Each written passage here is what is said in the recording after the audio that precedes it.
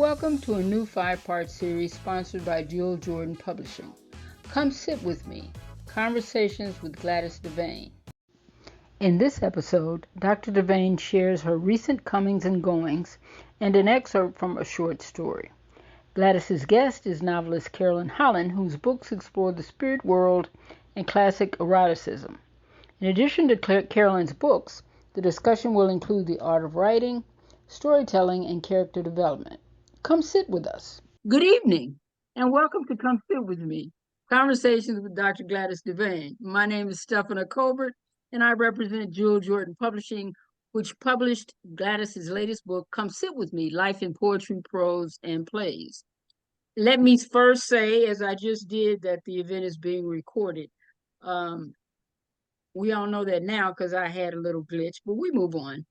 On a personal note, I dedicate this evening to the memory of one of our elders, Vina Showers, who made her transition this month.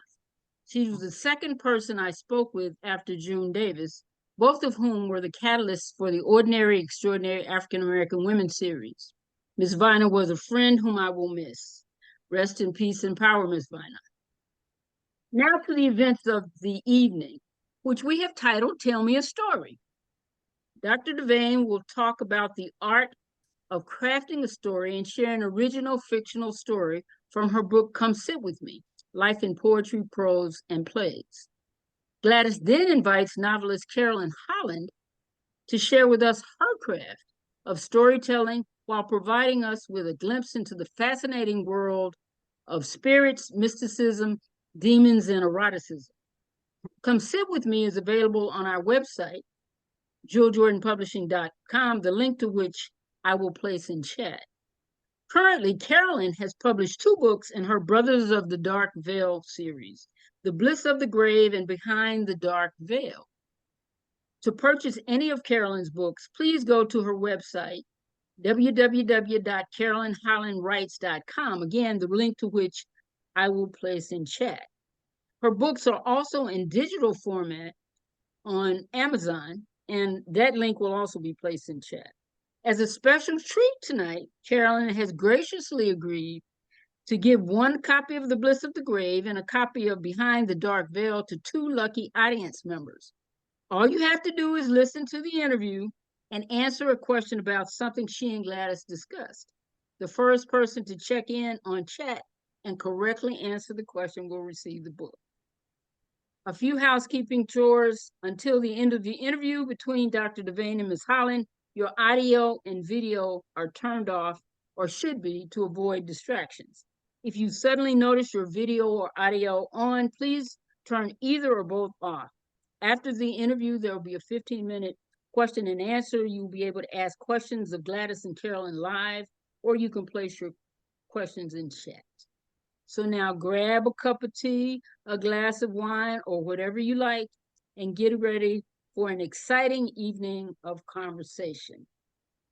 So Dr. DeVane, good evening and welcome. Good evening. Today marks exactly 2 months since our last conversation with you. What have you been up to? Well, you know, I told you before when I talked with you the last time that we had an upcoming show entitled Laska's Legacy, His Life and His Art. That show was completed, a multimedia production. It brought together educators, artists, social activists, and community leaders to celebrate the life and legacy of an incredible artist, John Laska, whose professional, educational, and social activism influenced his art, his teaching, and had a lasting effect on his interaction with and reaction to the world around him. It was really a wonderful production. Then on June 10th, we sponsored an art exhibition and poetry reading entitled Songs of a Caged Bird. This performance featured artwork and poetry of 3 incarcerated men. And it was wonderful to be able to give voice to these men and that have been locked away for years, and forgotten by society. And it was great to hear their words and to recognize their feelings and their humanity. It was a great experience. That intrigued me. When you told me about it, that intrigued me. How did that event come about, and how did you select the men who you say are prisoners? How did you select the ones you who participated in the event?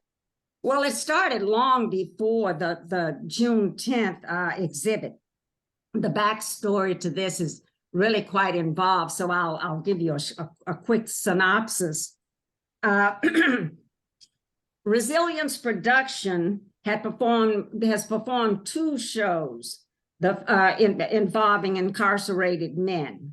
The first was entitled Sentences from the Pen to the Page, and it featured songs and poems and stories of a man named Philip Strout. And he is serving 3 life sentences at the Pendleton Correction Facility. It featured his work and the work of Glenda and Bill Breton, 2 of his friends that connected with him through the prison ministry. We got to meet Philip in our prison ministry. And so that was the first performance. Then on June 10th, we featured Philip's poems and also his artwork, and also the work of a man named Bert Ford Jr., who is at the Pendleton Correction Facility serving 65 years, a 65-year sentence. And it also included the poems of David Runyon, a man on death row at Terre Haute. And all of these men we came in contact with through the prison ministry. And by featuring the work of these men, we are showing that they are living, breathing, emotional human beings. And we are showing that these men are more than the absolute worst thing that they ever did. As Brian Stevens so aptly put it, each of us are more than the worst thing that we have ever done. And that's what we hope the audience would go away with after seeing the work and hearing the poetry and the songs of these men. Do you think they did? Did the audience respond in a positive way? Because Absolutely. one of the issues is what you just said. You know, people, I think, do very much, for good reason perhaps, get very focused on the crime. What did they do to be put in jail for this period of time? And so it's really interesting to flip the script, so to speak, and show what you characterize as their humanness. Because I don't know that we always see it that way. In fact, I have been writing to Bert Ford Jr., and I didn't ask him. I didn't want to know what he was serving 65 years for.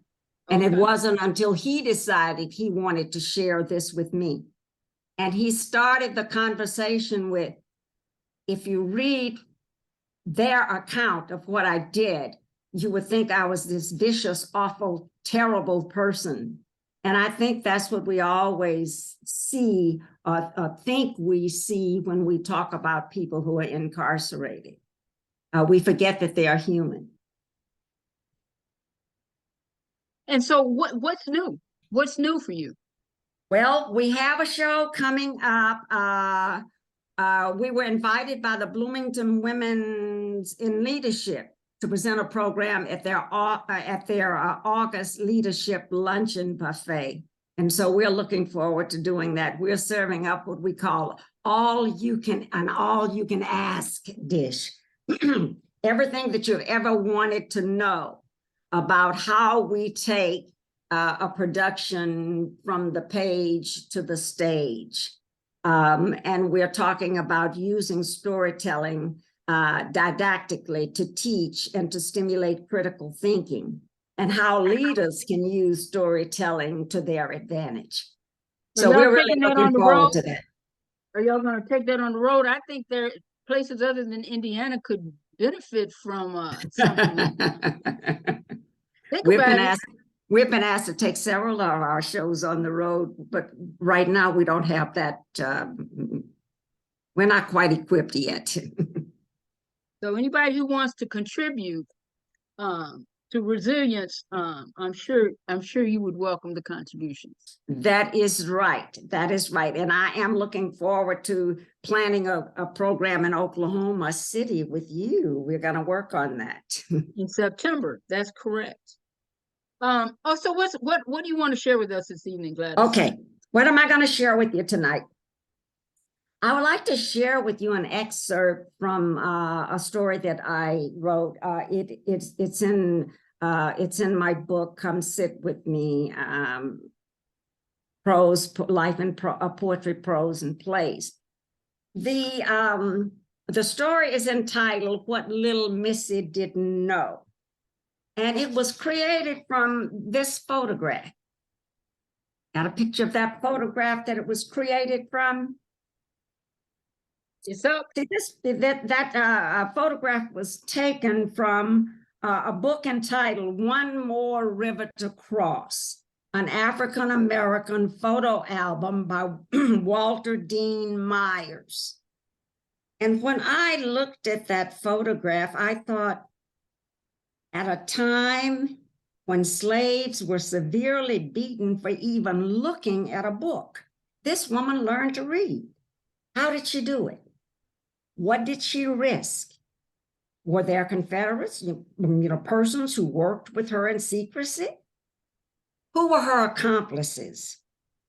What's the backstory to this photograph? So I set out to craft a story of historical fiction about enslaved people and the overwhelming desire of this woman to know and grow. More specifically, the desire of this woman to unlock the mystery of the printed page and learn to read.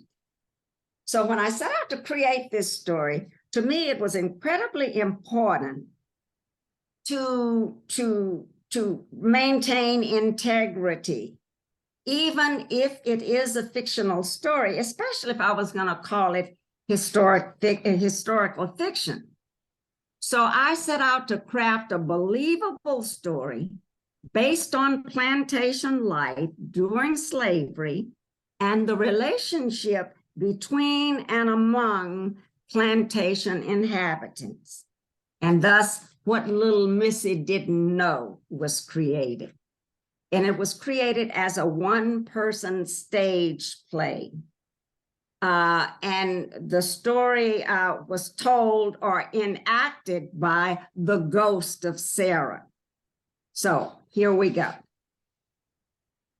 What Little Missy Didn't Know. I spent most of my life here in the big house as a slave. From the time I was about 14 years old, I was a gift to little Missy, old master's little girl.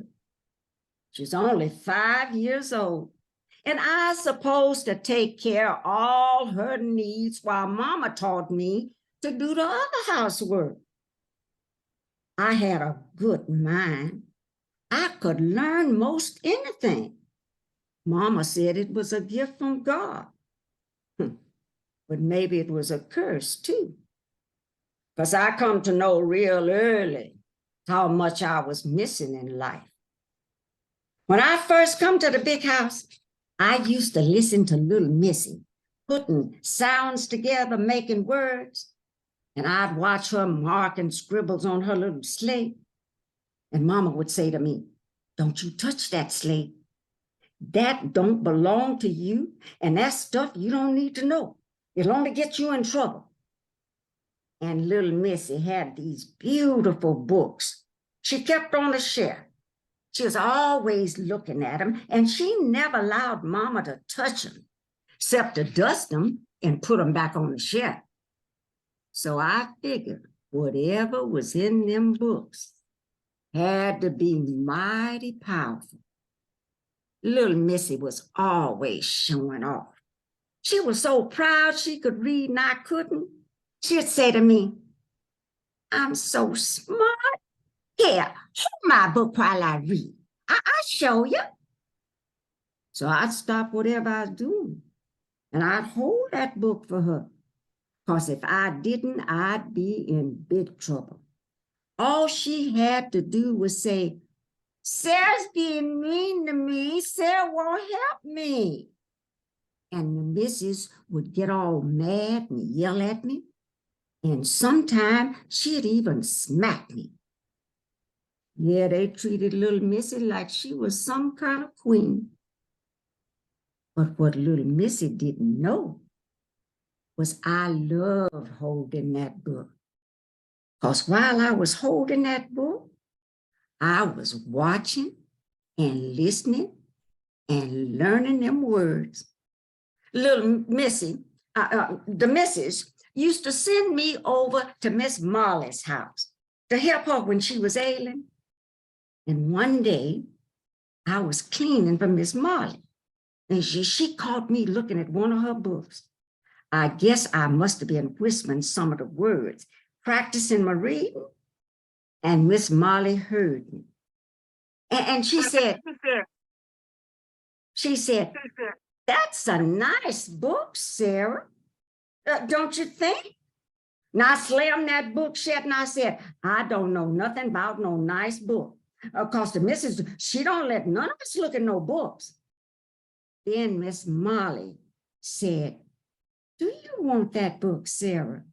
And I said, no, Miss Molly. Now you know I can't have no book.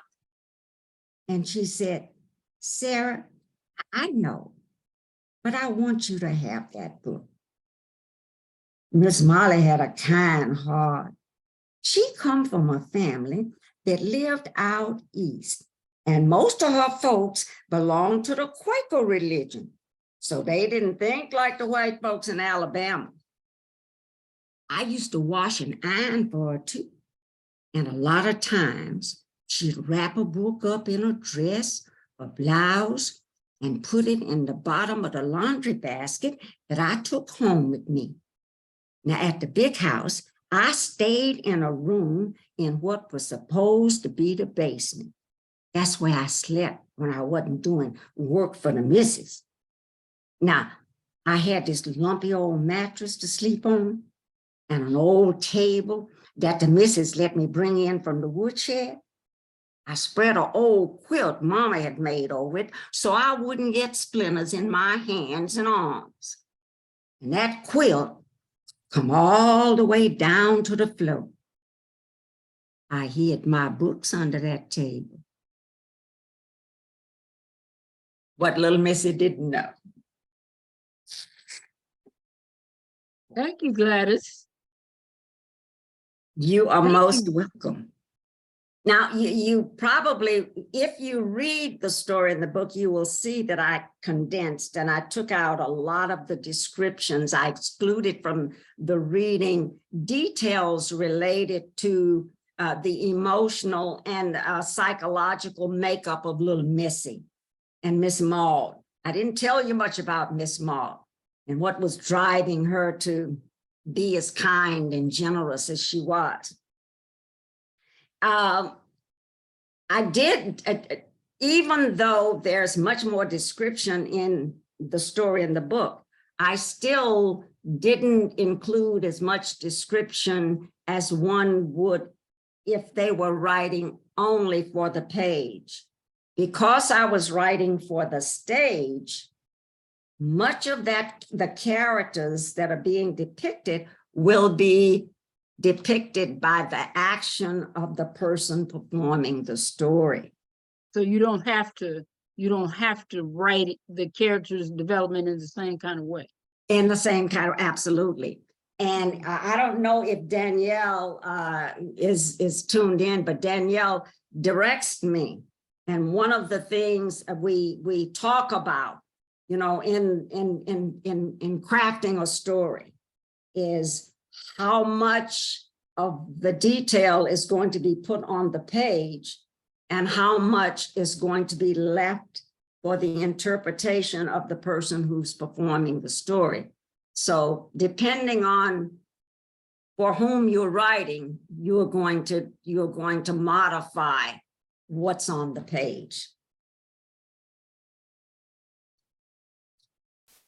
And if you read what Little Missy didn't know, you will see that a lot of details were left out. Character development is one of the areas that our next guest brilliantly demonstrates in her writing. Our guest this evening is employed as at a prestigious international law firm by day, and she writes thought-provoking, erotic, spirit-infused literature at night. Her first book, Behind the Dark Veil, was published in 2020, and her second book, The Bliss of the Grave, was also published in 2020. We would like to welcome Carolyn Holland. Carolyn, come sit with us. I would be and happy talk to to. us about crafting a story. Thank you so much for having me. This is an honor, and I'd love to talk about crafting a story. The writing process. I think you need to first outline a sketch of each and every one of the characters that you want to move the story along. The characters are the engine that creates the story and moves it along. In order to do that, my process is to make sure that I put down every aspect of the character.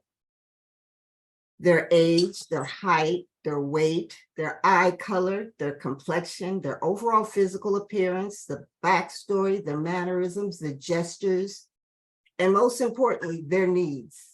Every character has a purpose for being in the story. Secondly, I think, and most importantly, you need to tell the story in a way that you know where you want to go. You start the story knowing where you want to go, and the whole premise is to get there in the most imaginative and entertaining way possible. And third, and most importantly, you need to make sure that each character has something that defines them that is so recognizable that you don't have to use tags. When you get the dialogue going real good, you don't want to have to say, Sam said, Joey said. You want to be able to know, you want the reader to know who's speaking. You know what, Carolyn? What? You just took away 3 or 4 of my questions. Oh, I slow down now. Because one of the questions I had is, when you undertake the task of crafting a story, do you know where the story is going to land? That was one of the things that I wanted to know. And for example, I wanted to, did you know when you wrote about Flossie, one of my favorite characters, did you know that her life would be filled with such misery? Flossie is by And those far awful my things were favorite. going to happen to her? Yes, I did, because it was a sign of the times. I knew that she was going to suffer, but I didn't know how she was going to suffer. I had to get the reader to that place. I had to get them engaged with her. I wanted them to like her, to love her, to empathize with her. So when the bad things happen, it hurt you as much as it hurt her. Yes, it did. I want you to feel. And isn't that what story writing is all about? Making the character feel whatever emotion, hate, rage, love, passion, joy, satisfaction. If you don't get your reader to feel something, you failed. Mm-hmm. Mm-hmm. You said that it was not your intention to write novels replete with erotic scenes so graphic that they would make your sweet mother blush to the root of her gray hair. But that's exactly what you do. I sure did. Well, listen, What happened? Share with us what happened to cause your writing to go in that direction. I intended to write something entirely different, but the spirits had other plans for me. I lost my brother David in 1989 to AIDS. And my mother died 4 days after we buried him. My father died 3 months before he died. I love these people more than anybody on this earth. So when we went to my brother's apartment to pack his things up, I found 3 journals that chronicalized all the pain. I knew him. I thought I knew him better than anybody else. And his life was, he was carrying the heavy burden of pain. So I decided right then and there that I was going to write a book on his life based on those journals. Elin Harris had started his writing journey, and he was killing it with Invisible Man and one story after the other of homosexual life, gay life in America and Black America. And I wanted to tell my brother's story, but I couldn't do it. I kept veering away. And then finally, I just gave up and let the spirit guide me. And this is what came out. I was on a spiritual journey at the time. I couldn't understand why my brother transitioned and not me. Why did this talented, beautiful, wonderful man have to die?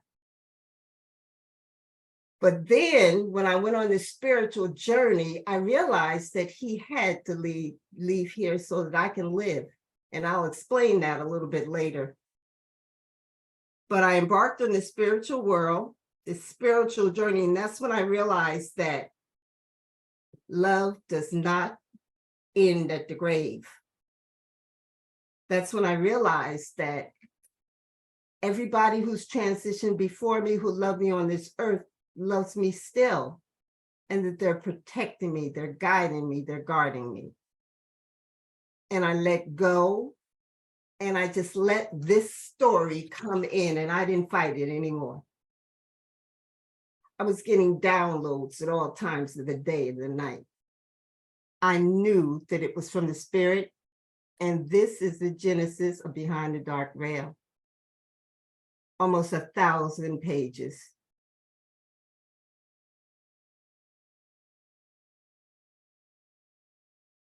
In the dark veil, or behind the dark veil, you have mixed the spiritual world, you know, with humans, with angels, with demons. You take us to hell and back, and the various levels of hell, and I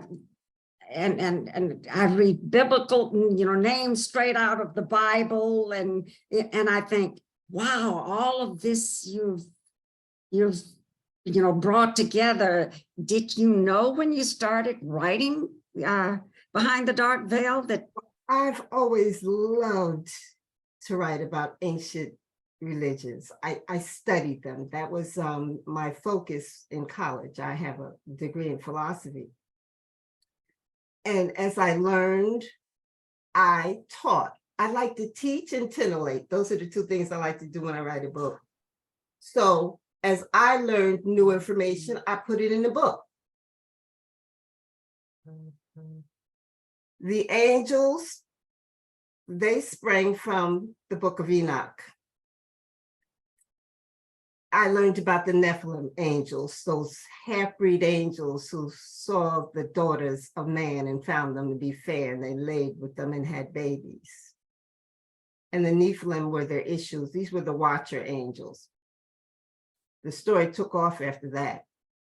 Now, keeping in mind, this was the late 80s, and the historical romance genre just took off like a rocket.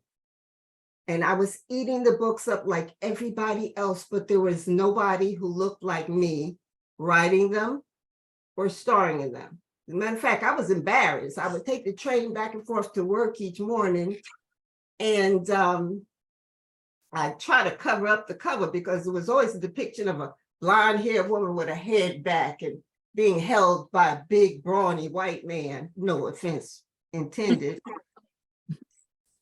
I wanted to write something similar, but to appeal to Black people. So when I got this idea about the Watcher Angels, there was a grain of idea, a story there. I knew there was a story there, and I ran with it. And this is what came out. Were you writing both books at the same time? Because they were both published in 2020, weren't they? Well, no, Tia Ross, my editor, is here. The book initially was entitled Bliss of the Grave, and it was over 500 pages. Far too long. Tia took on this project, and I'm glad she did, and we split the books. So my company is Behind the Dark Veil LLC, so I went on ahead and I called the first book Behind the Dark Veil. I thought it was appropriate because we go behind the dark veil, and the second book became The Bliss of the Grave. There were 3 books. All of them were over 500 pages. We're splitting all of them. Now, you've already done the third one, haven't you? Or have you? Well, we're working on the third one. That's going to come out this year. Okay. Keeper of the Souls. Okay. Okay.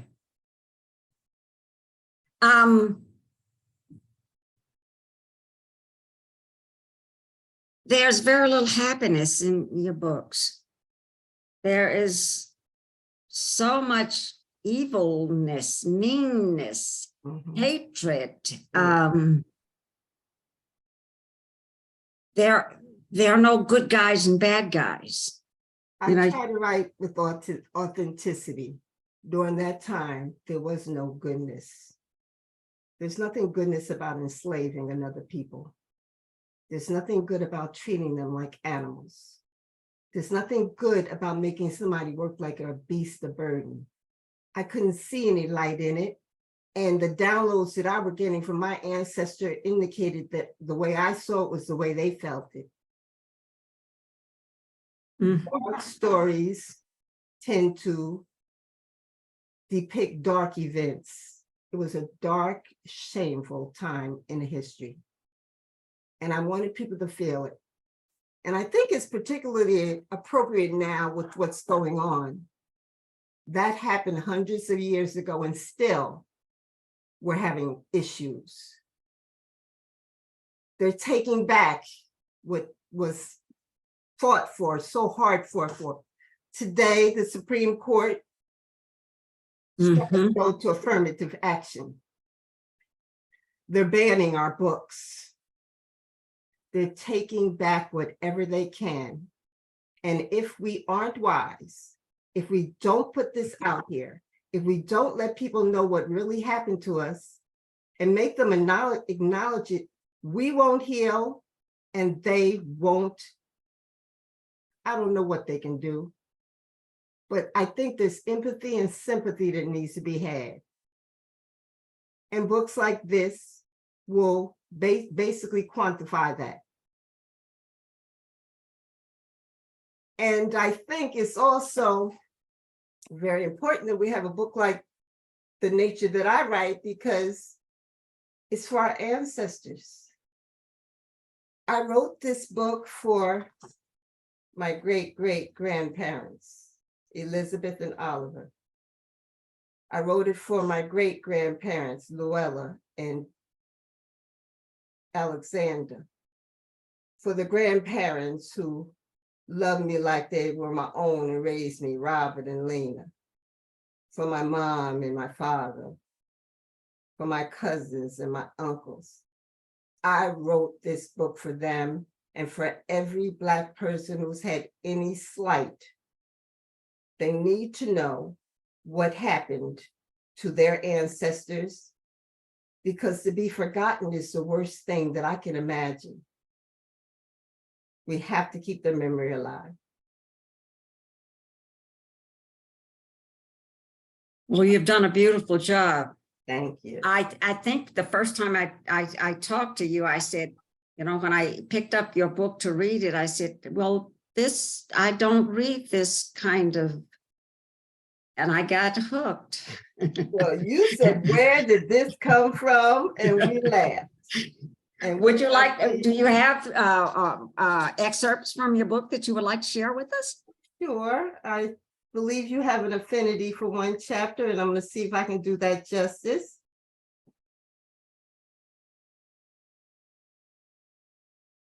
Yeah, 34. Chapter 34, Behind the Dark Veil. Nearly all of the planters on River Road were fashionable, low-heeled, square-toed shoes with buckles. Not Claude. He wore custom-made Hessian boots with silver-tipped tassels and riding spurs that sliced like razors into the flesh of any horse he rode. The tassels made a tinkling sound, similar to wind chimes with every step he took. There wasn't a slave on Magnolia Hill who did not fear Claude Etienne's familiar footfall. Flossie was abruptly wrenched from a sound sleep by the tinkle of those dreaded boots. 1 second before a cabin door was kicked in, spraying splintered wood everywhere. There stood Claude Etienne, larger than life and flanked by 3 other planters, representing a small contingency of what they called the River Road Militia. God have mercy on Flossie's soul. Claude stood in the opening where the flimsy cabinet door had once hung, breathing hard with unholy fire in his slate gray eyes. Flossie quickly cast her eyes down. She'd seen enough in that first glimpse to recognize his intent. Claude's eyes were as cold and as unyielding as the metal on his pointed toe boots, where Flossie now focused her attention. His eyes told Flossie this showdown was a long time coming. Claude was almost as big as a Juma, 6 foot 2 inches in height and at least 250 pounds. But his body was soft and pudgy around the middle from a dissolute lifestyle, while Ajuma's entire frame was rock hard and covered with thick muscles. Claude's massive body blocked out the sun, the light of the setting sun, and sucked the air out of the small cabin. Flossie stood in the middle of the cabin with her arms wrapped around Jacob, frozen with fear. She immediately transferred that fear to her 2-year-old son, who clutched her skirt and began to whimper. No one on Magnolia Hill wanted to draw the attention of Claude Etienne.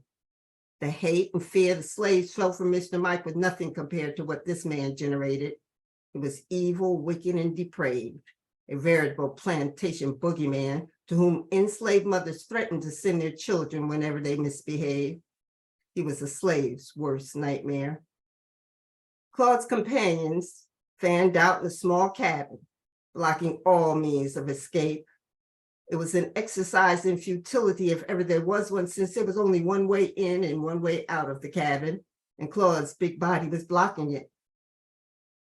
I want to know who made that little nigger you holding out and put that suck in your belly, Claude demanded without preamble. He reasoned that since no one on the plantation claimed the deed, it had to be a slave from another plantation.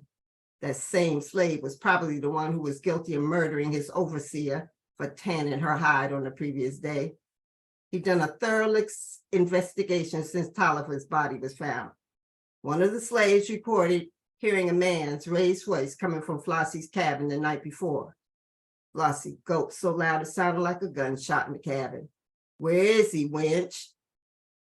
Flossie was smart enough not to ask who the he was. Even if she wanted to, she couldn't. She could only open and shut her mouth like a fish out of water. Each time she attempted to answer, she was unable to force out any sound. Fear had a stranglehold on her throat and had snatched her ability to speak. What am I supposed to say? The father of my son and unborn babe is an angel, and he's in hell right now killing some damn demons? Don't think so. That would get me killed on the spot. Claude knew the effect he had on slaves. He gloried in it. But it wasn't just Claude who relished the fear he generated. The demon within, tyranny, was experiencing near orgasmic pleasure in what he knew was about to come.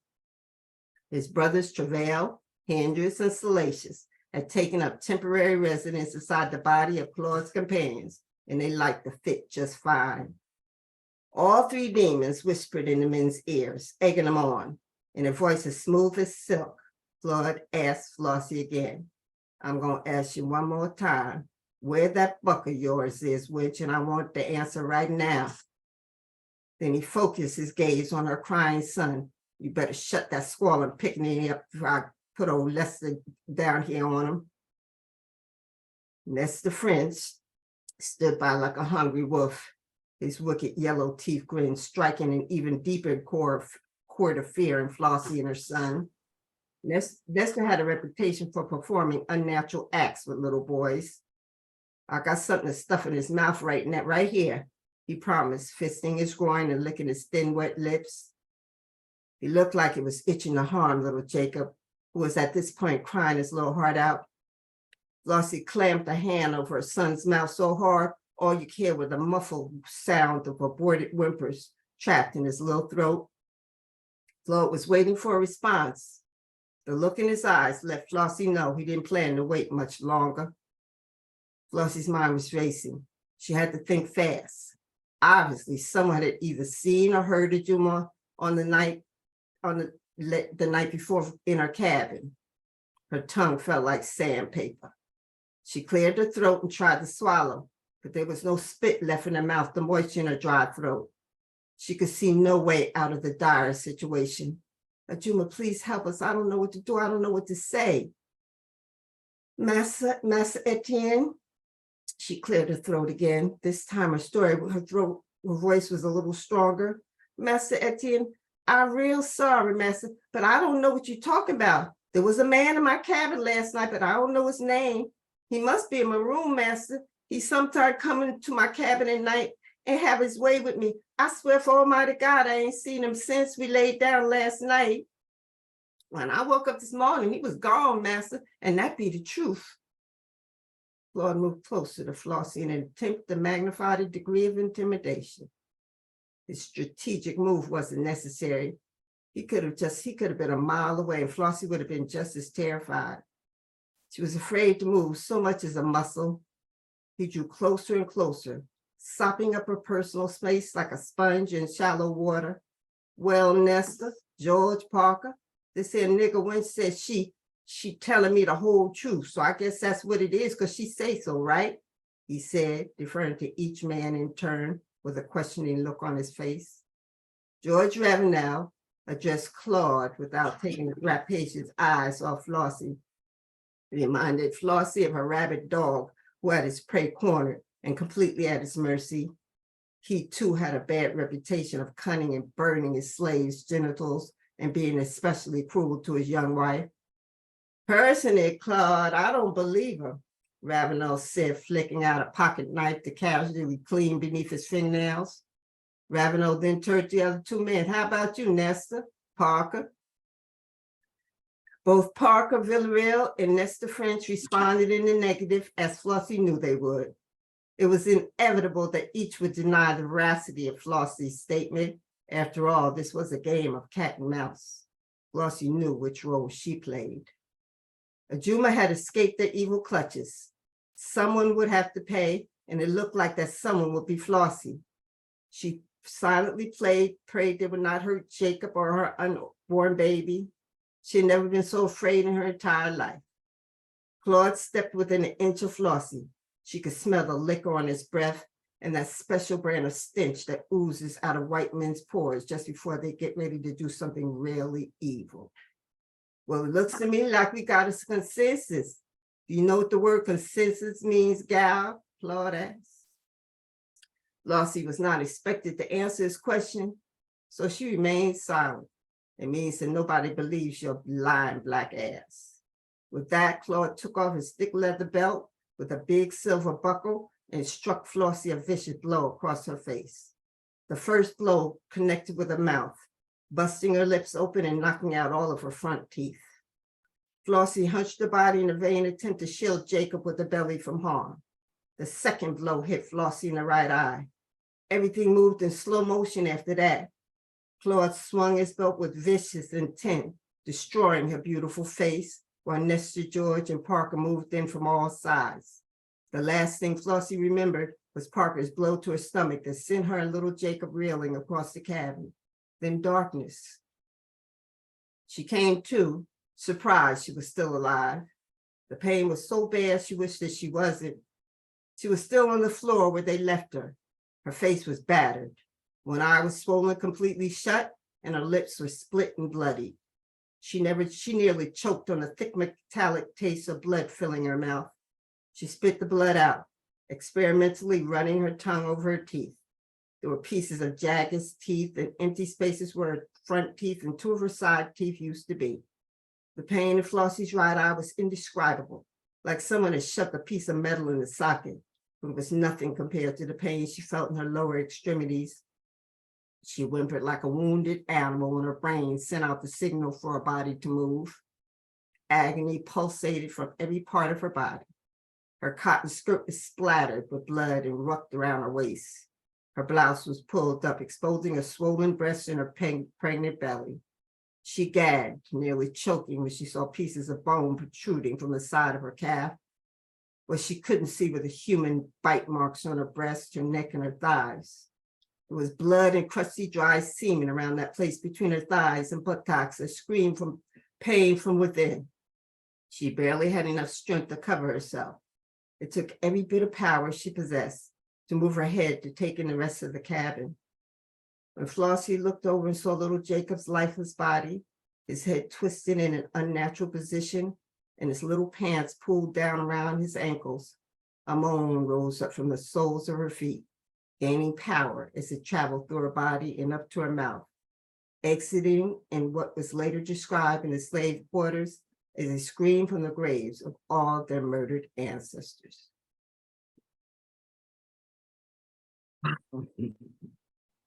Thank you. You're welcome. Mr. Griggs, would you please turn off your video?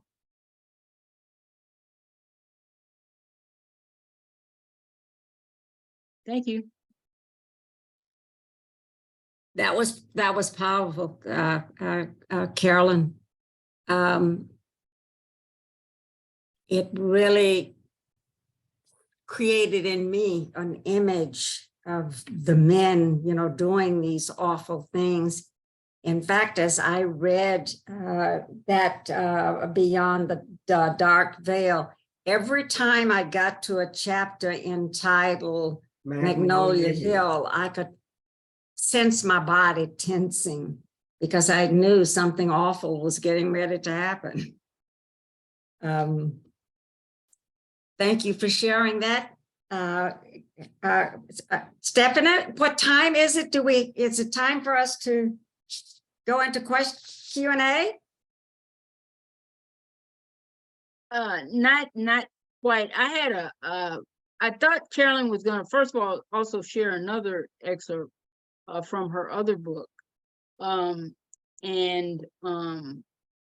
If you would like, just so we can get a flavor for both books. I think you said you were going to do the intro, and if you want to do that, fine. I have questions already in chat for our Q&A, but I wanted to give Carolyn an opportunity to share from her other book if she would like. Okay, let's see if we can find it. Okay. I'm not putting you on the spot, am I? No, you're not. No, you are not.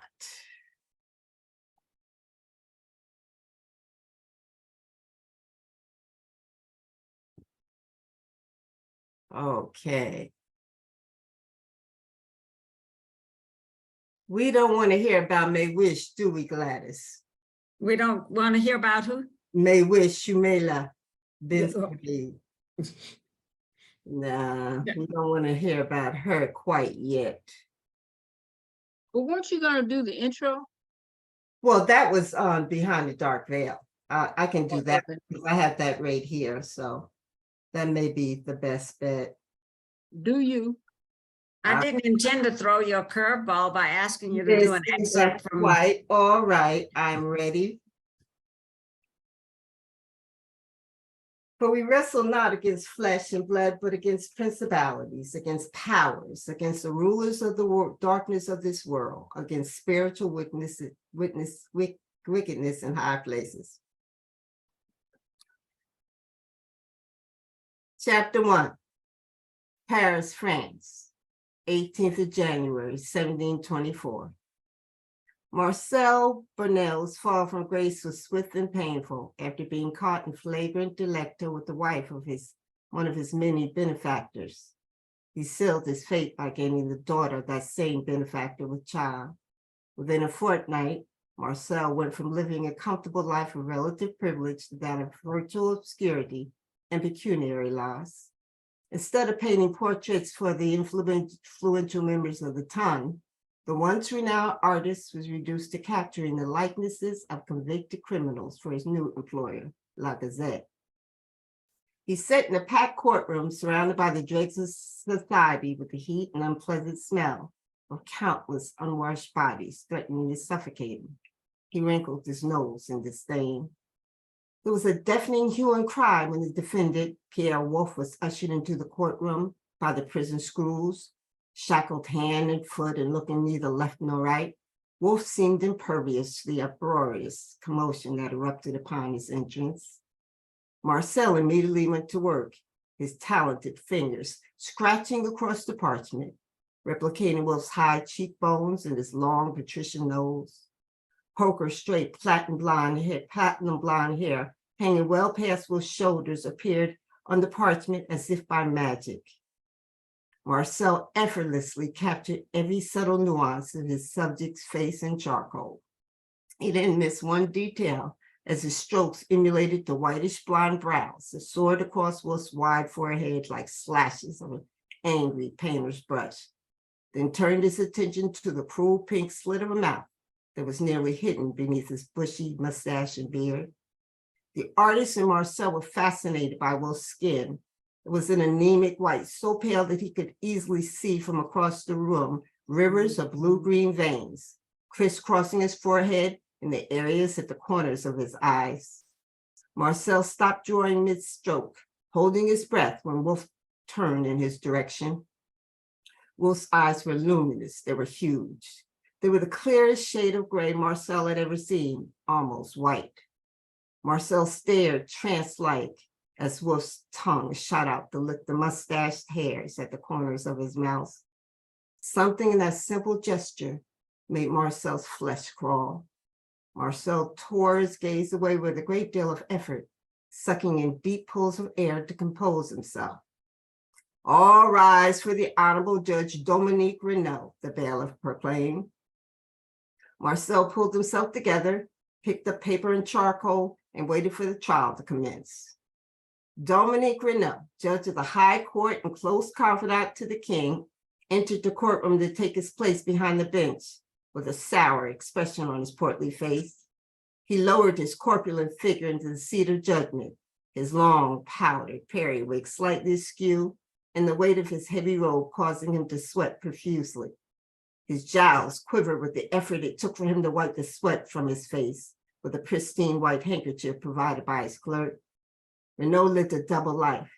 He was a dissolute hedonist at night and a renowned jurist, holding the power of life and death in his hands during the day. He was also miserable. Too much rich food, excessive drink, and far too many pox-riddled, dockside strumpets served to sap Renaud's strength and weaken his resolve. His head was pounding like a bass drum. His mouth as dry as the king's wit. His dimple-knuckled, pudgy hands visibly shook as he reached for a nearby glass of water. Would that I was anywhere but here, Renaud thought, before he signaled the bailiff to proceed. All conversation in the courtroom ceased. Will the defendant please rise? Wolf rose with great difficulty. His lack of grace was directly attributed to the surfeit of chains surrounding his hands and feet, chains that played their own special music each time he moved his body. All effects of the previous night's carousing vanished when Renaud turned his attention to the defendant, now fully immersed in his daytime role of dispenser of justice. Pierre Antoine Wolf, the judge intoned in a stentorian voice. You stand before me and your accusers, convicted of the heinous and inhumane crime of murdering your elderly parents, your 22-year-old sister and her husband of only 2 weeks. Wolf had been captured naked and covered in blood in the small hamlet of Montblair after having hacked his family to pieces with a blunt-edged hatchet. There was evidence that he had cannibalized portions of the body. Someone in the courtroom tried unsuccessfully to stifle a titter when the charges were read. Wolf's vicious murder of his family had been fodder for the town cries for the past 2 weeks, and now it was sentencing time. The French were a macabre bunch. They needed, no demanded, to be apprised of every gory detail. Renaud had convicted hundreds of men and more than a few women to death. In all his time sitting on the bench, he never faced anyone more deserving of a death sentence than the monster standing before him. It gave him a great deal of pleasure to sentence Wolf to the gallows, a great deal of pleasure. Renaud cleared his throat in preparation for rendering his sentence. He paused dramatically, looking over the assemblage to assure his words would carry the desired weight. This court does hereby order and adjudge your person be returned to the place from whence it came. That would be the infamous Bastille, whereupon you will be fed naught but bread and water until Friday next, at which time you are to be remanded to the place of execution and hanged by the neck until you are dead, dead, dead. Wolf let out a low growl in response to the judge's proclamation. A roar of shouts of approval from all present nearly drowned out the rest of the judge's words, after which he continued, your remains shall be publicly dissected and anatomized. May God have mercy on your soul. The prison chaplain muttered the solemn amen as 2 burly screws led Wolf back to the death cell. The prison chaplain made a hasty sign of the cross as the prisoner was unceremoniously ushered past him.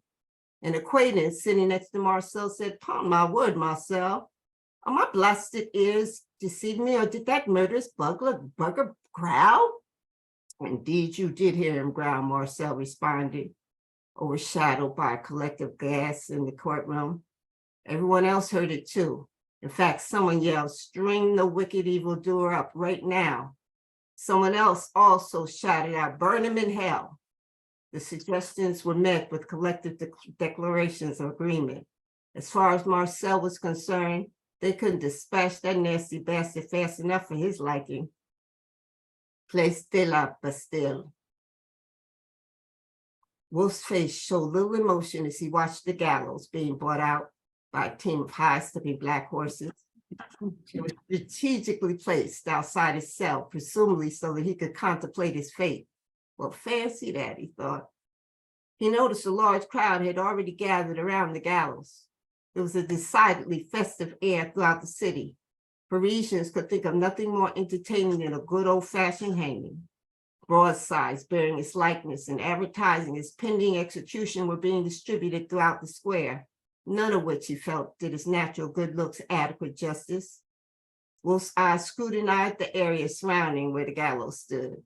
He knew from experience that on the morrow, every window overlooking the gallows would be occupied by wealthy citizens willing to pay good coin for the privilege of watching him dangle from the gibbet while they sit in relative comfort in their rented window seats.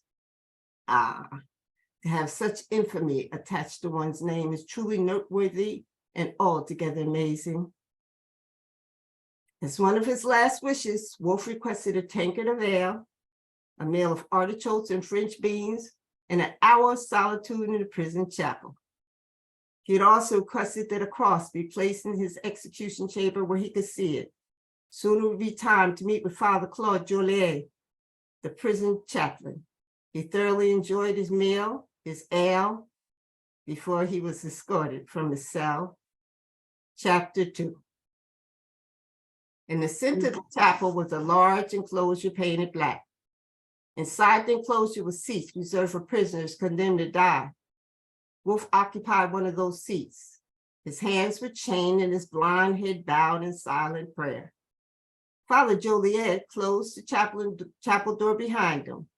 Wolf appeared to be extremely thin and significantly weakened from his imprisonment. Even in his weakened state, with manacles on his wrists and 2 armed guards stationed outside the chapel, Wolf was an imposing, frightening figure. Father Joliet couldn't help but feel uncomfortable in his presence. He was a vicious killer of the worst kind, a cannibal, yet he was also a child of God. Joliet took a deep breath. He reminded himself that he need only shout out or knock on the door and the guards would come to his rescue. The young artist who had been present every day for the trial was also outside the door, and the material of his trade at the ready. To capture Wolf's likeness, he walked the final distance to his death. All would be well. He was surprised when he learned that Wolf wanted a cross in his execution chamber where he could see it. Maybe there is hope for his wretched soul after all. As repugnant as this crime may be, it was Father Joliet's responsibility to minister to Wolf's spiritual needs and prepare him to meet his maker. Bonjour, Monsieur Wolf, he said, closing the door behind him. Wolf derived an unaccountable sense of peace inside the prison chapel. The reliquary and all religious artifacts served to temporarily erase the ugly sights and sounds just outside the prison walls. He reluctantly raised his head at Father Joliet's tentative greeting. Bonjour, Father Joliet. Please come sit. He motioned with his eyes to the seat next to him. How fare you, Monsieur Wolf? Father Joliet's face turned red with embarrassment. He realized the question was an absurd one the moment it passed his lips. How did he expect one would feel on the eve of their death? It appeared Wolf took no offense. I suspect that I'm doing as well as can be expected under the circumstances, Father. Thank you for asking, he replied politely. Father Joliet cleared his throat. It was his job as prison chaplain not only to spend time ministering to the spiritual needs of the condemned, but also to try and extract the confession. Wolf had already confessed. Father Joliet would persist in his efforts right up to the last moment to obtain as much information as he could to see why Wolf committed his crimes. Father Joliet hoped that Wolf would not take the reason why he slaughtered his family to his unmarked grave. You have readily confessed to committing these heinous crimes, the most heinous crimes imaginable, the priest began, stating the obvious. Wolf neglected to remind the good father that he had no choice but to confess. After all, he'd been caught red-handed, covered in blood, with an empty look in his eyes and a smile on his face, and a bloody murder weapon in his hand. Have you no remorse for the things you've done? Father Joliet had no way of knowing that on the day Wolf killed his family, the demon Travail slipped inside of Wolf's body like it was custom made for him. The fit was that perfect. Wolf had yet to express any regret for what he'd done. The demon knew what Father Joliet wanted to hear. It was Travail who answered the good father's question, not Wolf. He turned to look the priest in the eye. Father Joliet, my remorse is deep and profound. I do not understand why I did what I did. It felt like an outside force to control my body, only to depart once the awful deed was done. I cannot undo the things that I've done. I can only ask for forgiveness and pray the Almighty will grant it. It matters not what you have done, Monsieur Wolf, Father Joliet said in a voice filled with the sureness only faith can bring. The blood of Jesus Christ has wiped even your sins clean. A look of profound relief came over Wolf's face. This is very comforting to me, Father. It would also give me a great deal of comfort, Father, that you tell me what will transpire on the morrow. Father Joliet had never received a similar request. Most death row inmates wanted to talk about anything but their pending death. He would not deny the dying man's simple wish. At 7:30 tomorrow morning, you will be led from your cell to the press yard, where the sheriff and I will meet you. The hangman and his assistant will be there as well. They will bind your wrists in front of you with cord and similarly bind your hands and your bodies at the elbow. You will hear the bell ring, church bells toll at sunrise, or shortly thereafter as the cock crows. You will be led across the yard to the lodge and then out to the side door of the prison to climb the steps leading to the gallows platform. The hangman will place the noose around your neck. Father Joliet paused to see what effect his words was having on him. The convict appeared to be understandably shaken by Father Joliet's graphic description of what would occur on the last day of his life. When Father Joliet paused, he begged him to continue. The executioner and officials typically say nothing at the gallows. I doubt that you will be afforded an opportunity to speak. If you are, more likely than not, you will be too afraid to do so. I will keep up a constant prayer vigil from the moment you arrive in the press yard until you take your last breath. You will not be alone. My voice will be the last voice you hear during the hanging. I shall not forsake you. I will read the words of the burial service during the procession to the gallows and continue to pray for you until the fall drops. I give you my word. What about my body? The judge has ordered that I be dissected. Wolf's concern was a valid one. It was not at all unusual for fights to break out beneath the gallows between the dissectionists and members of the condemned's family. There would be no one to fight over Wolf's remains. He massacred all of them. The priest decided to spare Wolf that worry with a false assurance. I will personally see to the proper disposition of your remains. What harm could it do? Father Joliet thought. After all, the man would be dead tomorrow. There was no need to let him know his body will be chopped up for close examination. Sometimes the lies, but in the truth, Wolf seemed content. Father Joliet was more than happy when Wolf dropped the subject. Father Joliet, I have but one more request, that you pray for me tonight and that I be allowed to place my hands on that old rugged cross one more time before I meet my maker. Wolf walked with Father Joliet to the front of the chapel like a man on a mission. There was an old wooden cross hanging on the wall. He dropped to his knees before the cross. Father Joliet held his rosary in one hand and placed his other hand upon Wolf's forehead. He began to pray. Almighty and merciful God, you bestow on mankind the gift of everlasting life. Look graciously. He got no further. When he reached into the confines of his mind for the next word of the prayer and searched his lungs for his next breath, neither were available to him. Wolf was no longer kneeling before him. Something that resembled Wolf was now standing toe-to-toe with the priest, using the manacles on his wrists to strangle the life out of him. The priest could see the storm clouds swirling in Wolf's inhuman eyes. He could smell his fetid breath. Memories of what Wolf had done to his family inundated his spirit with terror. It was at the mercy of a monster, a madman, a demon. Joliet kicked and clawed at Wolf's hands in a desperate attempt to loosen his grip, to get one more breath of air so that he could call for help. Even though his fingernails ripped the flesh on Wolf's hands to the bone, he was no match for Wolf, who had the strength of 20 demons. Wolf continued to squeeze with a wicked smile on his face. The metal rings and the manacles were digging into Joliet's neck, ripping his skin and crushing the delicate bones in his throat. His body was consumed with an agonizing burning sensation for lack of air. Father, please have mercy on my soul. I'm going to die at the hand of this monster. Wolf squeezed long after Joliet had stopped fighting. His yellow teeth were bared like a well-fed wolf when the priest expelled his bowels. Wolf's tongue shut out to caress the hairs on his mustaches. The smell of death and fear surrounded him. He then lowered the dead priest to the floor. Wolf moved silently and with an economy of motion. He didn't flinch as he banged one hand against the wall. There was a loud crack when the bones broke. He stood as still as a defenseless animal to make sure the guards outside hadn't heard anything. Now that the large bones in his hands were shattered, he was able to easily slip his hand out of the manacle. Next, he donned the dead priest's frock.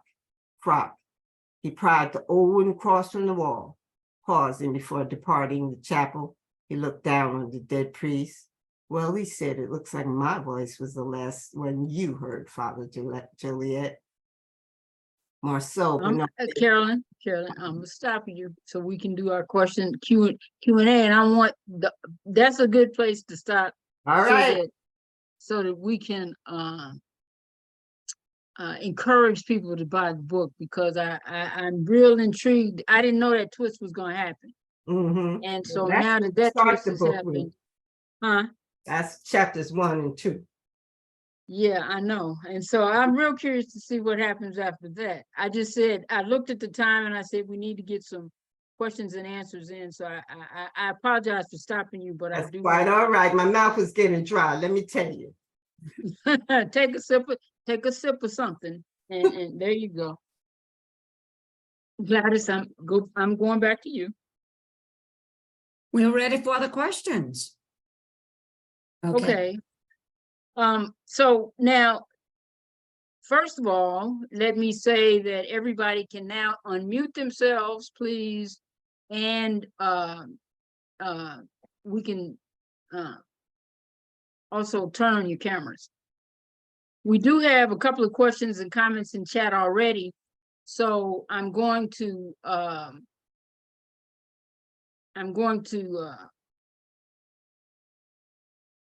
go to a couple of them first, and then we can go from there. And again, if anybody has, if you want to ask your questions live, please do.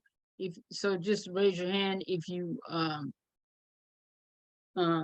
want to put them in chat. Please do that as well. Okay, this question is for you, Carolyn. This is from Winnell Niece. I'm so happy to be here to learn of your creative process. I was not familiar with your work before, but I'm looking forward to reading. What you are doing to keep the stories of real Black people is wonderful. My question, are there any current day themes you are considering for future works? Yes, and thank you for the question. As a matter of fact, book 3, Keeper of the Souls, takes place in the turbulent 1960s during the race riots that lit the country up. And since my characters are immortal, it was an easy transition to bring them to modern time. Okay. Another question? Ms. Moore, unmute yourself, please.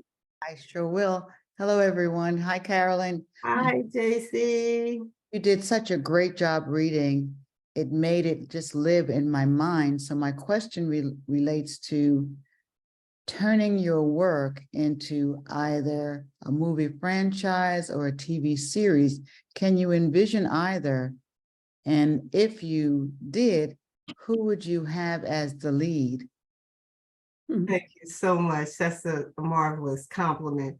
I have been asked if I would contemplate seeing the story on the big screen. Most people think that it belongs on the big screen. And I was satisfied just to get it on paper, but I'm open to whatever blessing there is for me. When I write, I have an image of each character in my head. King Zion would have to be Idris Elba. And definitely, I have an image of each of the brothers of the Dark Veil. The women tend to fluctuate. I don't know who would play Flossie. She's my favorite character. She'd have to be somebody very special. So I had to pray on that. Maybe a young, how old is Flossie? Flossie, when she met Ajuma, was probably 17 or 18 years old. She was very young. So maybe a new young actor, somebody we don't know. I mean, there's so many wonderful actors out there that are not, you know, kind of the ones you think about so often, and are not, you know, Not the singers turned mainstream. actors. Yeah, and that kind of thing. So, you know, maybe a young actress would be, you know, a good choice. I agree. Other questions? Let me ask this question.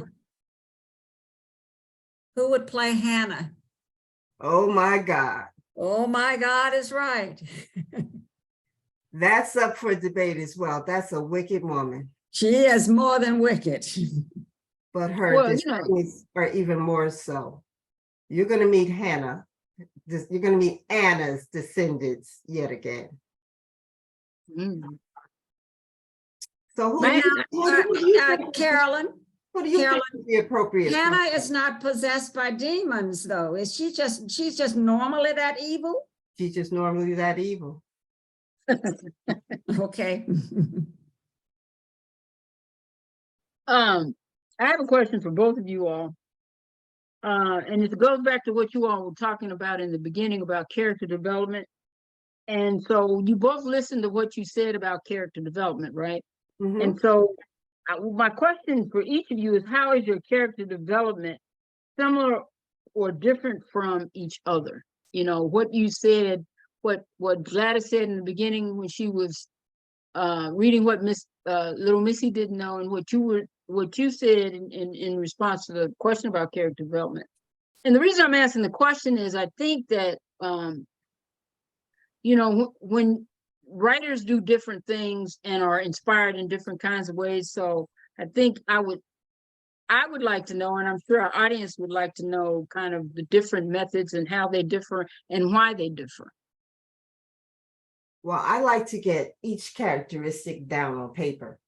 And as the character evolves, I will update my sketch sheet. I know what they look like. I know what their voice is. And I know their backstory. And the rest is just fill in the dots as you go along. I don't plan, I'm a pantser. I know that it's a bad way to write. Well, it works for me. But I like to be able to go back to my sketch sheet and fill in the blanks or add or distract. Each of the characters have a distinguishing feature that you will recognize. King Zion has those gold eyes and he's blue-black.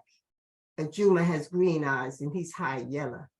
We've got the push and pull between Rephidim and Boaz. They're always fighting each other, disrespecting. And we got Nicodemus, he's a jokester. He's the womanizer. They have distinctive personalities that you recognize easily, and that's deliberate. I think you do something similar, don't you, Gladys? Do you have a sketch sheet where you list the characteristics? Yes. I know what I want the character to look like on stage. I know what I want the nature of the character to be. For example, Sarah. Sarah comes in as a 14-year-old who is in charge of little Missy, and little Missy is a spoiled brat. So the words that I put in her mouth, the movement that I give her, her attitude is this little self-absorbed, spoiled brat that the whole world revolves around her. Now with Sarah, Sarah progresses through, you know, she starts out as a 14-year-old, then, you know, she is a young woman. And at the very end of the story, she is this old woman who has, you know, been through it and emancipated. Well, really, Sarah it's the ghost of Sarah. You don't realize until the end of the story that the Sarah that's talking is really a ghost. That's a good point. I think that the character development for plays is distinctly different than books. Yes. Because the actor can show you who they are. Yes, absolutely. Whereas in a book, my words have got to let you know. The dialogue has got to let you know. Certain things like one character has a bad habit of jiggling change in his pocket. Everybody knows throughout the book, this is all he does. He's got his hands and it's a nervous habit. Nobody else does that but him. If another character stutters, okay, you know when the dialogue indicates that there's a stutter, that it's this character. You don't have to name him. If you make the characteristics so vivid, so recognizable that you don't have to put a tag, it makes the dialogue move smoothly and it makes the story move quicker. I don't like to waste time trying to make people understand what I'm trying to say. I want them to see it. Okay, but let me follow that up and just ask this. Do you stick to your list of characters, is it possible for you to add a character, for Mhm. your character to change? Yeah. For, you know, because I've listened to other writers and they say, well, some writers say they know all the characters in the beginning, but which is what it sounds like you guys do. But some writers also say, well, I have the first couple of characters and then it evolves. That's more like me, yeah. Say it again. That's more the way I write. Well, the Brothers of Dark Veil, they're a constant because this is their series. Okay, so we know we've got those 7 characters from the Right. back. We just have to weave them into the present story. But the story will start with one defining character. Book 3, Keeper of the Soul, starts with Elizabeth Anne Francois. She came to mind because I saw a picture of a 19-year-old pregnant woman hanging from the Shibata Bridge. They lynched her. And I wrote a whole book based on that picture. I didn't know what was going to happen, how I was going to bring in the other characters. And as I wrote the book, that's when I realized, okay, we defined Elizabeth Anne Francois. We know what she's going to do. But she wasn't alone in the story. She's not alone in the universe. That's when I realized, oh my God, I've got a book about reincarnation. As a matter of fact, Gladys and I laughed about it. She said, well, the way the second book ended, what's going to happen? Because I know that Pearline made it. And I know that, you know, Anna made it. And I said, well, maybe we will be talking about Ephraim and Abina. First thing she said, well, they died. I said, this is my story. I can bring back alive. Well, that's back to the dead. That's the beauty of being able to write. You can play God. You can do whatever you want. You can kill him and bring him back to life and then kill him again if you want to. Other questions from the audience?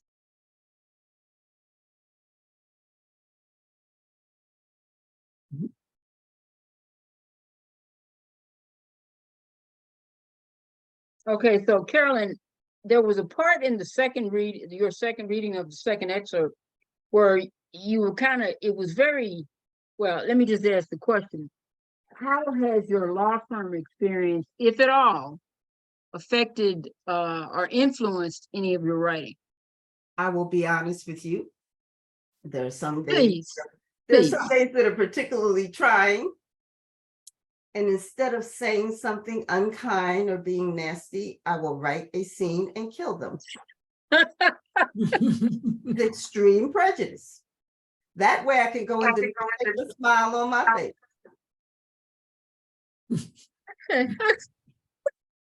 It got That's so priceless. bad that one of the attorneys that I work with, you know, she asked me to do something. I looked at her really funny. She said, please don't kill me in your book, Carolyn, please. Sweetheart, you already did. I have a question. Cathartic. Okay, go ahead. The books. Okay, when we sign up for the ticket on Eventbrite, if you purchase the book, will the books be autographed? And if not, can we get it autographed? Yes. Now, this is going to be a little exercise for me. As you know, Felicia, I was diagnosed with Parkinson's a few months ago. And one of the things that I lost was my ability to write. So I generally would write a long, drawn out thank you in the book, but you might have to settle with my name and a note. Will that be good enough? Oh, yes, ma'am. Thank you. Thank you. Thank you. I've enjoyed this so far. Thank you so much. I appreciate that. There's a comment here from Carolyn Davis. She says, awesome, Carolyn. It made me cringe. It was like watching a scene on television or at the movies, which goes back to JC's question to you. Yes, thank you. Other One comments or day. questions? One day, Carolyn. Okay, we're about to reach the end of our time. And so I guess it's my turn to ask questions so that the Carolyn can share her book with 2 people. So again, the rule is, I'm gonna ask a question, and whoever shows up in chat first is going to get the book. So I had about 12 questions, so bear with me. Who was the judge in the second excerpt read by Carolyn? Good question. Remember, I told y'all to listen.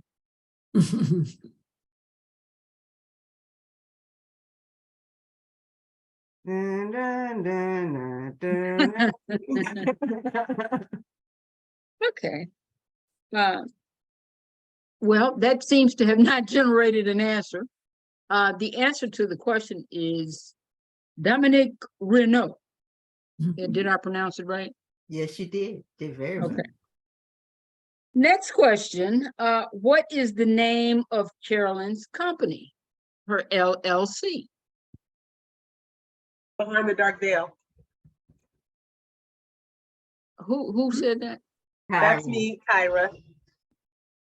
Kyra. Okay. Yes, ma'am. I don't know why I can't see everybody, but for some reason I have a wrong view. If you just put your, Does she have a video on? no, probably not. Most of y'all didn't put your videos on, huh? Yeah, I you put put your it in. video, they should put their videos on. I put it in the chat too, but I have it already. So, You put it in the chat? yes, but I already have the book. So I have it too. I just couldn't resist typing. Where the instructions were to put it in the chat. Just want to Oh, put that I out there. apologize. Sorry. Mhm. Thank you, Kyra. Okay, so Kyra gets Behind the Dark Veil, is that right? I think she has that one already. Which one do you have, Kyra? Do you have Behind Dark Veil or Bliss of the Grave? I have both. And so you can, I can get, let me see. Let's see, is Jennifer still here? Yes, I'd I'm like to share mine with Jennifer Singleton if I won. That's so wonderful of you, Tyra. See, y'all Thank are making up y'all's own rules. What's this I'm about? sorry. What is that? Y'all are making up your own rules. But Carolyn, are you all right with that? I'm all right, but I don't know. Jennifer might get scared. you. Okay. I'm thinking that, but I think I can handle it. She I doesn't think I like it. can handle it, Karen. Better, Kyra, you better tell her. She better I win. will. Okay.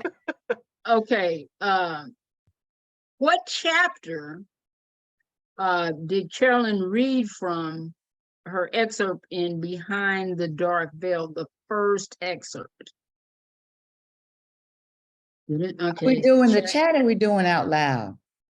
No, we're doing the chat. I'm trying to, okay, Miss Jennifer, correctly. The problem is, do you have the other book too? Yeah, she got both of No, I only have, do I? Oh, maybe I them. do. You have both of Okay, well, yes, never mind. Thank you. them. Okay, I should limit this to people that don't know Carolyn, okay? I know all of these people. Okay, all right. So now, are we giving this book to you, Miss Moore? No, I just can't resist competing.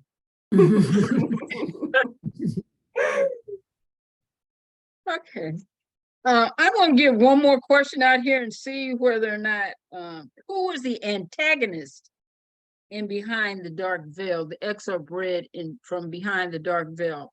And since Ms. Ross is the editor for Ms. Holland, you cannot answer are you the editor? You cannot Yes, she's answer. my Okay. editor. You cannot answer. So, who was the antagonist in the excerpt Carolyn read from Behind the Dark Veil?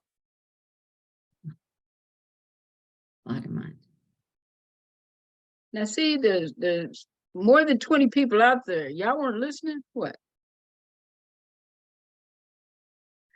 Okay, let's see.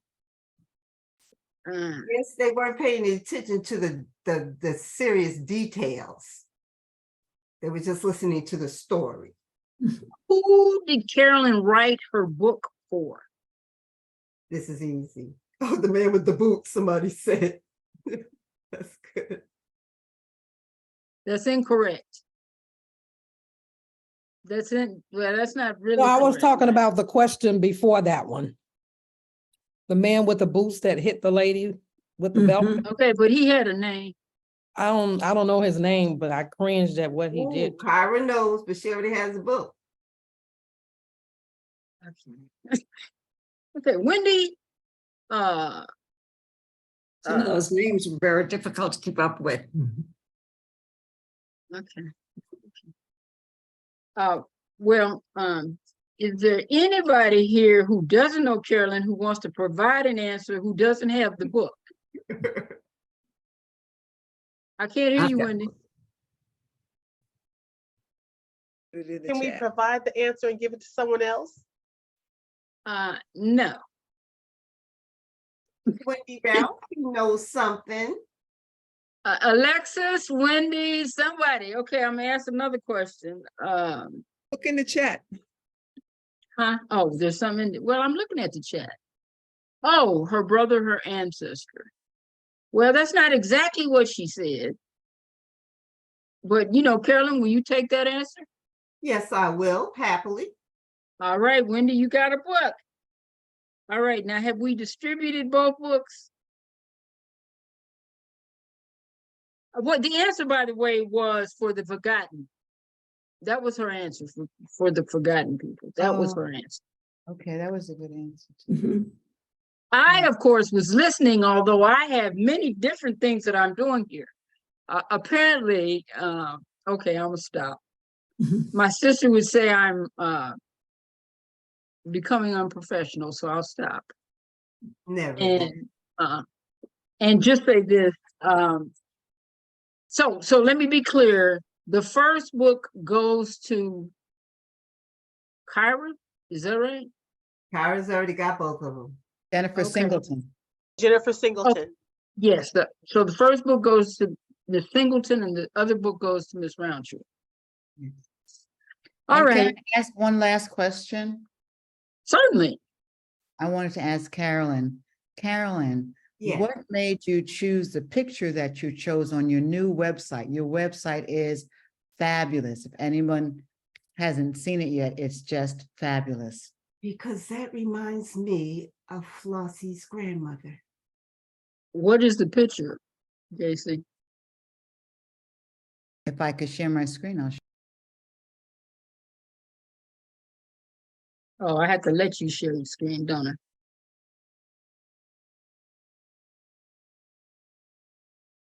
I think you can.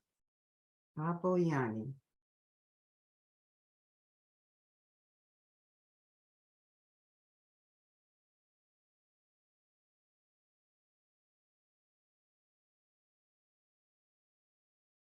Carolyn, put the link in the chat for me. My internet's giving me trouble.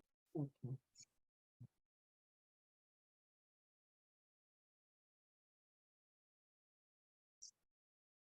Miss Floss's grandmother, sorry.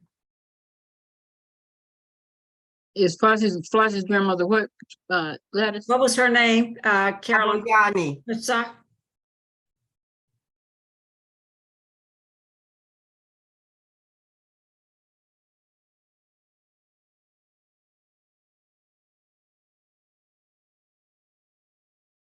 Oh, okay. Oh, that looks really pretty. I like that. That's Mhm. Papo Yanni. It was so striking to me. I just love the colors. Just beautiful. Thank you, JC. Thank you. Thank you. I have a question. Yes. Is the Arun and Aya, is that a new series? Well, that is the series that we're working on now. It's Oh, I gonna- love that. I thought you would. We're kindred spirits. Have one other question. The Arun and Aya series, is that based on the African Orisha or something different? The African Orisha, heaven and earth. That is your. Okay, thought so. That's great. Well, we're gonna wind up now, ladies and gentlemen. So I'm going to turn to you, Gladys, for the last word. Well, the last word is I would certainly like to thank Carolyn for joining us tonight. We have really enjoyed hearing you talk about how you craft a story and sharing excerpts from your book. And I encourage the audience to get a copy of Carolyn's book if you don't already have a copy. A reminder that you can purchase her book on her website, which is listed in the chat. And the ebooks are also available on Amazon. And thank you to the audience. Without you, we could not do this. And I hope you will join us again in the fall for our last conversations with Dr. Gladys DeVane, and that would be me. You can look for an email notifying you when the next one is scheduled. Thank you, so Gladys. much for having me. Thank you so much for showing up and listening to my excerpts and just being so supportive. This is what it means to be in a Black literary group. I'm so thankful that I know each and every one of you. I'm blessed. Thank you, Carolyn, so much. Thank you, Gladys. Thank you all for joining us. I'm glad you guys decided, some of you decided to show your faces. I appreciate it. You all are beautiful people, so I don't know why y'all don't want to turn on your video once I let you. In any event, thank you all very much. Good night and be well. And good night to you. Good night. You have wonderful comments in chat, by the way. Yes, I don't know how to copy the chat. So you have the addresses for the winners? Well, actually, they said they were going to give them to. I'll get Wendy's address to you, and I think Kyra was going to give hers to you. No, it's Miss Singleton. Will you give it to Carolyn, or you can give it to me? Yes, I just sent a direct message to both Carolyn and to you with my address. So thank you so much. very excited to get it. And congratulations again, Carolyn. Have a wonderful everyone. This was great. You guys take good care. Good night. Good night. Night. MD 20601.